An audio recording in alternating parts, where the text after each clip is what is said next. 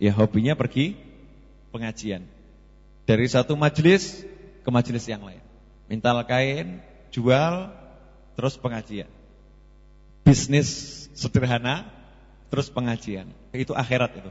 Di hidup tuh begitu. Ini orang pinter. Kalau kita zaman sekarang bisnis.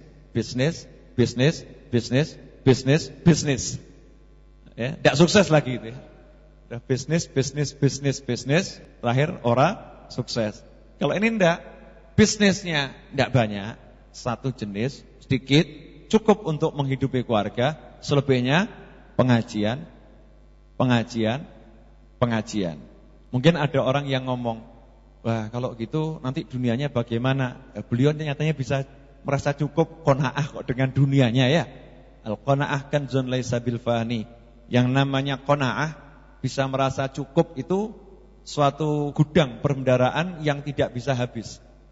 Jadi orang kalau udah bisa qanaah itu orang kaya. Ya kena bil golil, siapa yang bisa qanaah dengan yang ada sedikit, maka dia akan mendapatkan karunia yang besar dari Allah Subhanahu wa taala. Nah, kalau datang ke pengajian ayahnya itu selalu lihat ulama yang ceramah, yang ngajar. Ulama dulu kan orangnya Masya Allah ya, hebat-hebat. Lihat yang ngajar itu ayahnya terus pengen, ya Allah, andai kata saja saya punya anak yang seperti itu. Saya punya keturunan yang seperti itu. Akhirnya angkat tangan, Allahumma ya Allah, karuniai dari sulbiku ini seorang anak keturunan ya, anak keturunanku yang menjadi ulama. Itu doanya ayah Imam Ghazali setiap kali ada di majelis. Nah, ini bisa ditiru sama kita-kita. Meskipun Anda belum menikah, doanya mulai sekarang.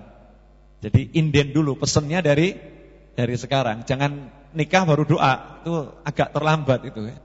Agak terlambat. Sebelum nikah sudah doa. Kalau kita sebelum nikah sudah doa, kita pesannya anak soleh, nanti nikah akan dipilihkan sama Allah, ya istri yang solihah. Ya, akan dipilihkan istri yang solihah. Karena anak yang soleh umumnya orang tuanya juga orang tua yang soleh dan solihah. Kemudian doa terkabul 450 Hijriah lahirlah Imam Ghazali. Sebelumnya ada kakak beliau, kakak Imam Ghazali, namanya Ahmad sama Muhammad. Ketika keduanya masih kecil, ayahnya meninggal dunia. Jadi yatim, masih kecil sudah yatim piatu karena ibunya meninggal duluan. Masih kecil. Nah, Imam Ghazali yang masih kecil ini oleh ayahnya dititipkan kepada sahabat sang ayah. Ayahnya punya sahabat seorang sufi.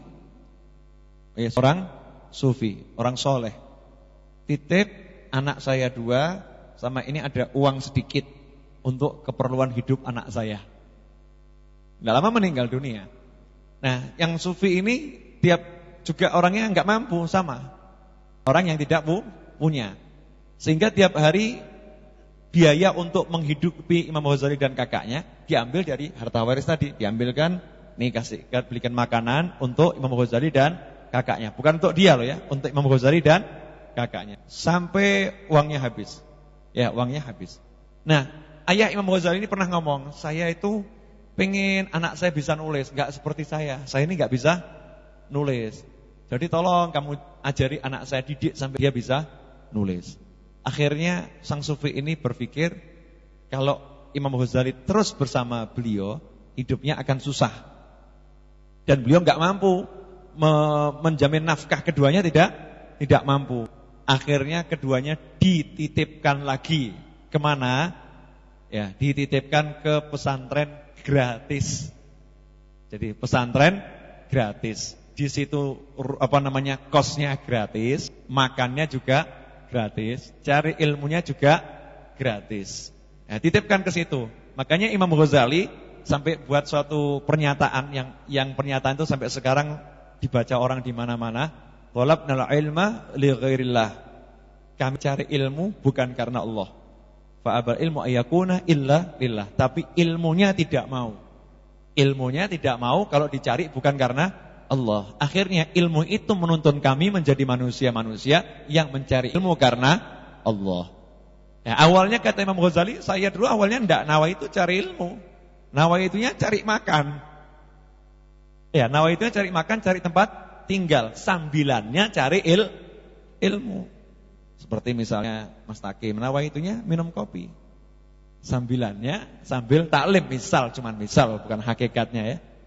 Enggak apa-apa gitu. Orang itu jangan kemudian saya mau ikhlas dulu. Kalau saya ke masjid cari roti, udah enggak usah ke masjid sekalian gitu ya. Rugi ini. Ya, biarkan dulu mengalir, yang penting udah pada tempat yang baik. Kan niatnya double. Satu niat dunia, satu niat akhirat. Jalan dulu. Jalan Imam Ghazali belajar. Begitu kenal sama ilmu, ya, akhirnya Imam Ghazali udah enggak mikir makan lagi. Yang dipikir makannya adalah cari ilmu. Beliau belajar dan belajar terus belajar. Sampai suatu ketika beliau kan semua dicatat ya. Ditulis, bisa nulis, dicatat. Beliau pergi mau melanjutkan perjalanan keluar kota untuk belajar di pesantren yang lebih bagus. Kenapa? Di pesantren ini udah khatam. Jadi ilmunya ulama di situ udah dimakan semua, diambil semua. Jenengan udah menghatamkan berapa ilmunya ulama. Jadi Imam Ghazali begitu. Kalau misalnya di kampus tuh, satu kampus dosen udah dimakan semua ilmunya. Ada dosen yang lebih pandai lagi? Tidak ada. Yang lebih pandai di mana? Jakarta, berangkat Jakarta, cari dosen yang pandai. Misal gitu ya. Sekarang mahasiswa yang seperti itu juga ada enggak ya kira-kira? Udah ada gitu. Nah ini Imam Ghazali gitu. Ilmunya ulama ini dihabiskan betul. Datangi satu, dicatat. Akhirnya rombongan beliau di tengah jalan dirampok. Ya, rombongannya dirampok. Imam Ghazali yang masih remaja ini dengan mati-matian mengejar perampok tadi. Ya, ngejar. Ini perampoknya heran.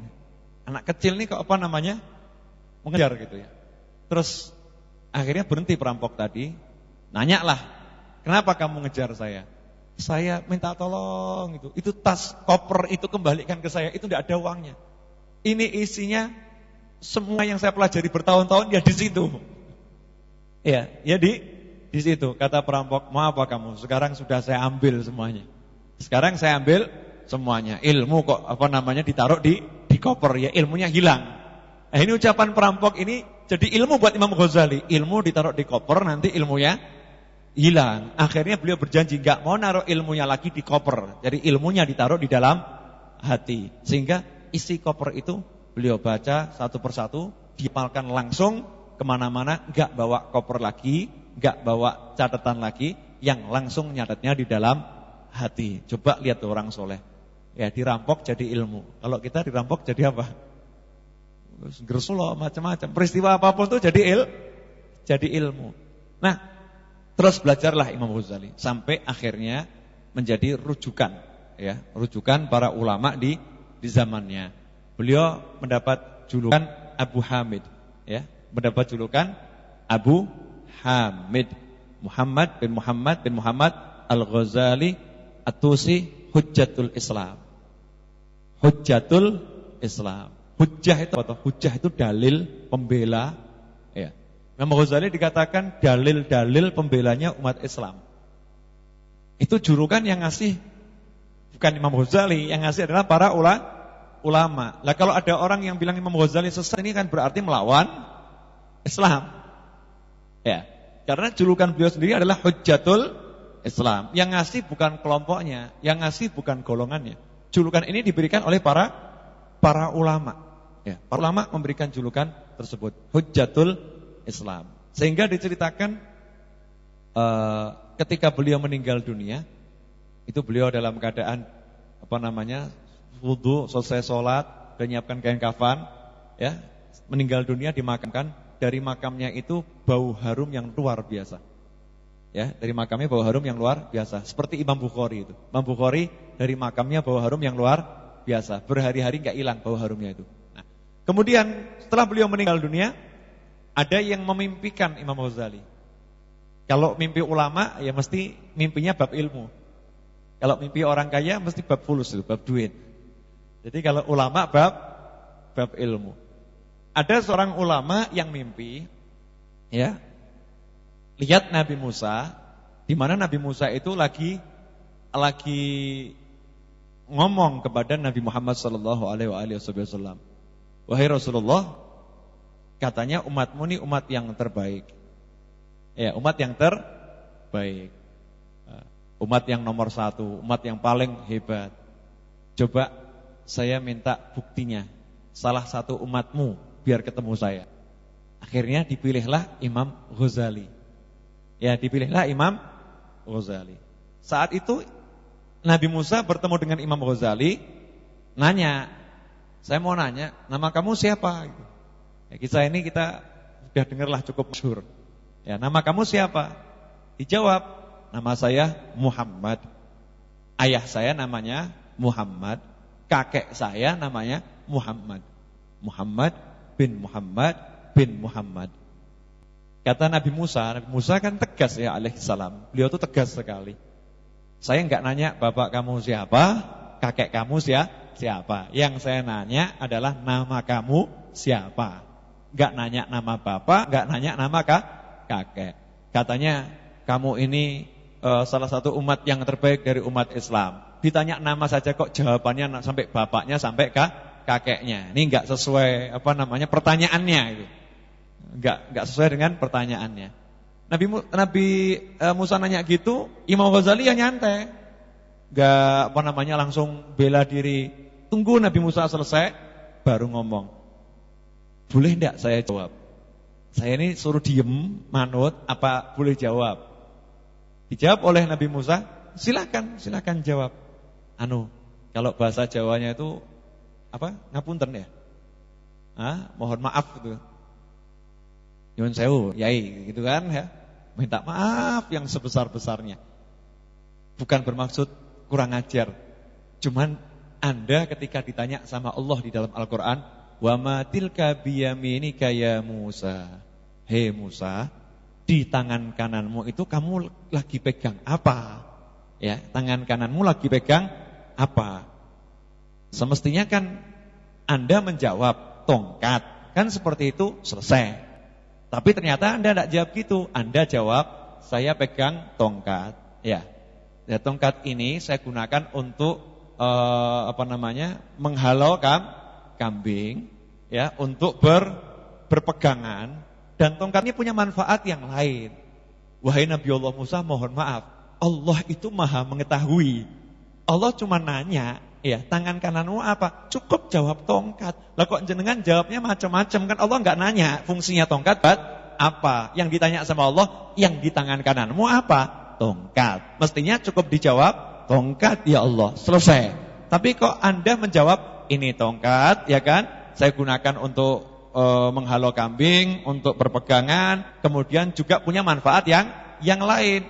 Padahal Anda sedang berbicara dengan Allah. Saya ngerti Anda jawab seperti itu karena pengen waktu ngobrolnya dengan Allah itu lama. Kalau dijawab cuma tongkat, waktu ngobrolnya selesai. Karena dikasih kesempatan ngomong dengan Allah, yang ngomongnya agak panjang. Lah saya juga begitu. Karena dikasih kesempatan bertemu dengan jenengan, ini kemuliaan yang luar biasa. Saya enggak mau kemuliaannya habis, makanya saya jawab panjang. Maka Nabi Musa mandok pinter. Memang pinter ini ya. Ini memang benar kalau umatnya Rasulullah SAW umat yang terbaik. Jadi Imam Ghazali di alam kubur aja itu dialognya dengan Nabi Musa. Ya, seperti itu. Ru'yatul mu'min, mimpinya seorang mukmin itu benar, bukan lamunan ya. Bukan lamunan. Nah, Imam Ghazali setelah beliau meninggal dunia ditanya, amal apa yang paling menyelamatkan dirimu? Dilihatkan dalam keadaan sehat, seger, mewah, megah ya, gagah, nyenengkan gitu. Wahai Imam Ghazali, Anda kok kelihatan bahagia? Ini apakah gara-gara Ihya Ulumuddin, gara-gara amal Anda yang begitu banyak, bla bla bla? Dijawab, bukan. Terus gara-gara apa? Gara-gara waktu saya nulis, dulu kan pakai pena celup gitu ya, tinta celup. Waktu saya nulis, di pena saya ada seekor lalat hinggap. Saya lihat lalat itu lagi minum air tinta. Tintanya itu diminum. Saya enggak tega mengganggu lalat yang lagi asyik minum. Jadi saya biarkan sampai minum tuntas. Karena saya kesian sama lalat tersebut. Biar puas dahaganya terhapuskan. Gara-gara saya ngasih minum lalat ini, Allah mengampuni semua kekurangan saya dan memuliakan saya di surga. Itu Imam Ghazali. Jadi memang kadang amal itu yang dipandang remeh justru pahalanya luar biasa. Dan itu enggak remeh karena muncul dari rasa kasih sayang yang tinggi. Ya, rasa kasih sayang yang tinggi. Sufi itu begitu. Ya, sufi itu begitu, bukan teoritis. Jadi sufi itu amaliyah, bukan teori. Katakan ilmu kami ini bukan dicapai dengan teori. Ya, bukan teori ini, kalimat itu, bukan definisinya apa, bukan begitu. Tapi at-tasawuf al-khuluq, akhlak perilaku.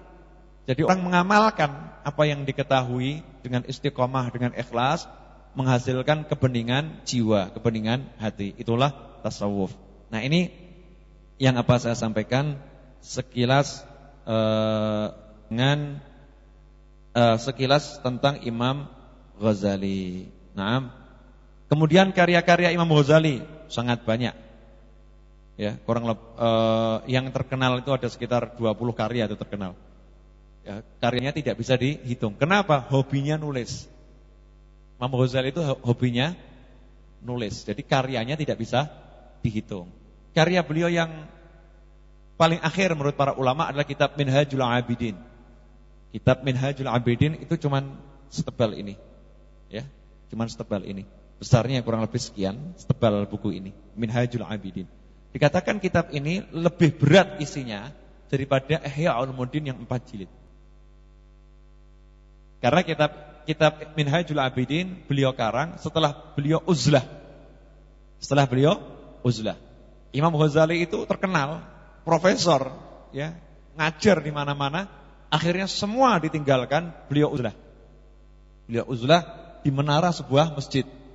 Ya, di menara sebuah masjid. Nah, disitulah beliau menulis kitab Minhajul Abidin.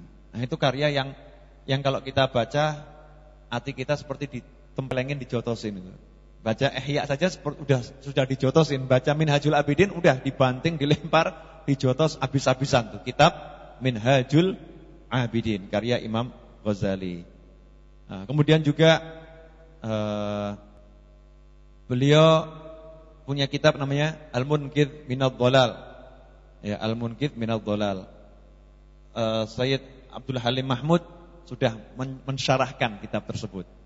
Ya, Syekh Abdul Halim Mahmud, mantan rektor Mesir, ya, Kairo Al-Azhar. Nah, kemudian beliau meninggal pada hari Senin. Akhirnya beliau meninggal pada hari Senin tahun 550 Hijriah, 505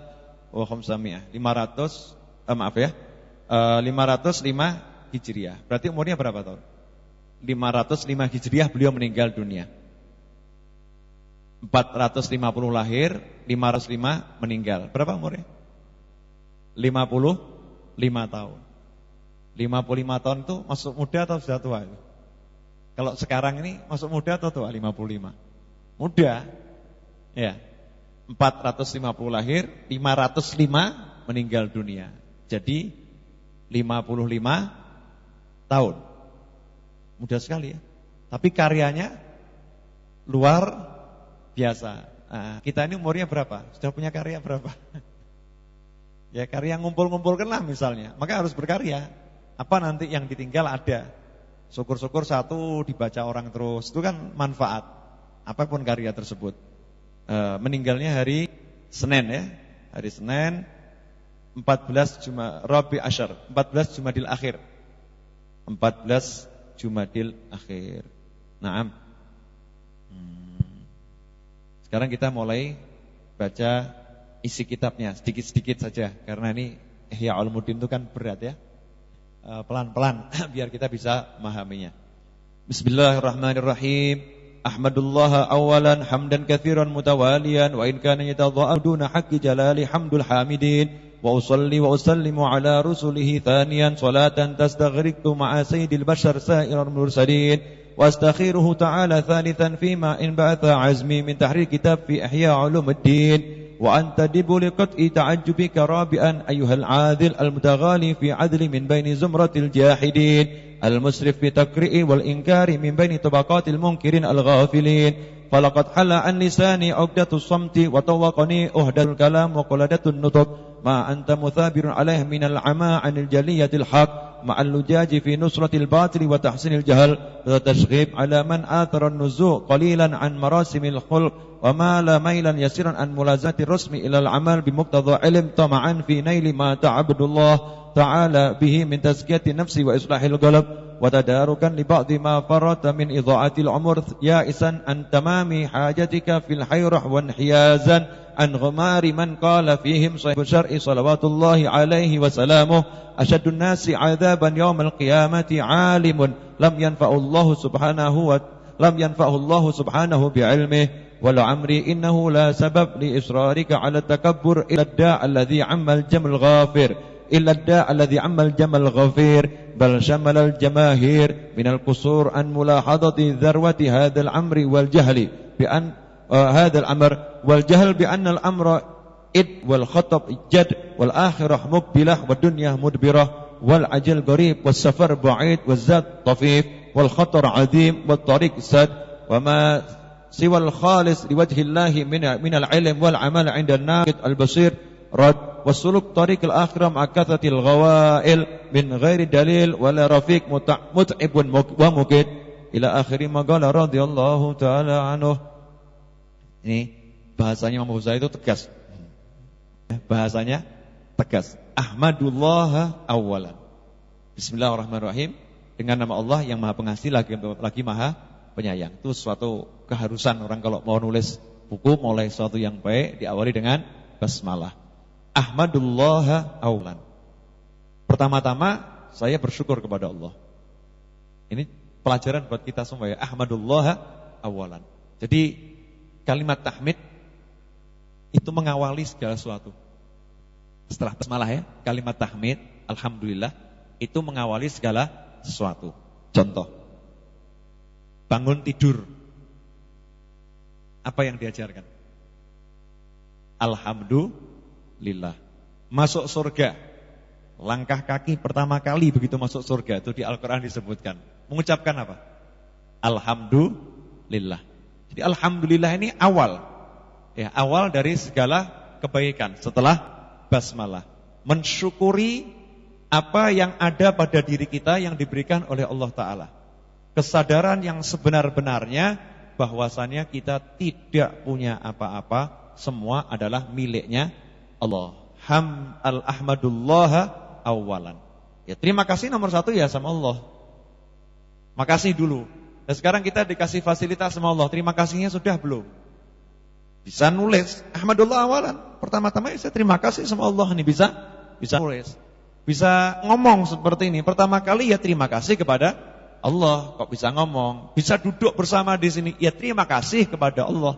Kok udah bisa duduk bersama di sini. Punya apapun, nomor satu terima kasih kepada Allah. Hamdan katsiran mutawaliya. Dengan pujian rasa syukur yang banyak, mutawaliyah, yang sifatnya terus menerus. Sayangnya kita kalau syukur enggak terus menerus. Syukurnya cuman kalau pas ingat. Sama syukurnya kalau pas dapat nikmat. Itu pun kalau ingat. Banyak orang dapat nikmat enggak ingat, akhirnya enggak syukur. Ada lagi orang yang dapat nikmat, dia ingat, tapi nikmat yang diingat untuk disyukuri, nikmat yang gede-gede. Nikmat yang dipandang kecil juga tidak ingat. Ada orang yang ingat, dia itu dalam hidupnya, kalau dapat nikmat sekecil apapun disyukuri. Yang nomor 4, orang yang mensyukuri seluruh hidupnya, walaupun secara kasat mata, kondisinya itu lagi tidak dapat nikmat. Nah ini yang paling hebat, yang nomor 4 ini. Ini yang dikatakan hamdan katsiran mutawaliya. Pujian yang banyak, yang terus menerus. Sebagai hamba Allah tidak pernah melihat hidupnya itu tanpa nikmat. Jadi hamba Allah yang sejati itu dalam segala keadaan fi ni'mah. Dalam segala keadaan saya dalam nikmatnya Allah. Contoh nomor satu, sederhana. Untuk satu ini nikmat yang terus menerus gitu loh. Nikmat yang terus menerus dan gede, cuman kita nggak sadar. Anda, saya, kita jadi muslim. Itu nikmat atau bukan nikmat? Nikmat. Nikmatnya pedot atau terus menerus ini? Terus menerus. Disyukuri enggak? Lupa kan? Seperti enggak ada apa namanya? Enggak ada, biasa aja gitu. Seperti biasa. Padahal ini nikmat yang paling besar, nikmat yang paling mahal. Yang membedakan surga neraka abadi, ya, masuk neraka abadi dan tidak abadi, itu antara muslim dan yang belum Islam. Begitu dia muslim, nanti dia akan abadi di surga. Dan kita semua alhamdulillah dapat nikmat yang satu ini. Ya kan? Insyaallah terus. Kalau disyukuri, maka kita pasti akan diikat nikmatnya. Karena asyukur qaidun ni'mah. Syukur itu alat untuk mengikat nikmat agar tidak lepas. Biar nikmatnya enggak lepas, enggak ucul. Kalau burung itu ada sangkarnya, ya, maka nikmat itu sangkarnya adalah syukur. Syukurnya hilang, burungnya terbang. Biar nikmatnya enggak hilang, maka syukurnya harus jalan terus. Makanya mutawaliyah, syukur yang terus menerus, enggak mandek. Kira-kira bisa enggak kita menghadirkan rasa syukur yang seperti itu? Ini kalau Imam Ghazali bukan sekedar ucapan loh ya. Hamdan katsiran mutawaliyah, ini khotib-khotib yang begitu. Kita segala puji bagi Allah yang banyak dan terus menerus. Ini kita di lisan. Kalau kita cuma di lisan. Imam Ghazali bukan di lisan, bukan basa-basi, bukan. Itu pernyataan yang muncul dari dalam hati. Jadi kondisi syukur tuh terus, enggak mandek. Fis syukur, daiman fis syukur. Apapun kondisinya, syukur. Gampang atau susah? Kalau dapat duit, syukur, itu biasa. Enggak punya duit, syukur, itu gimana?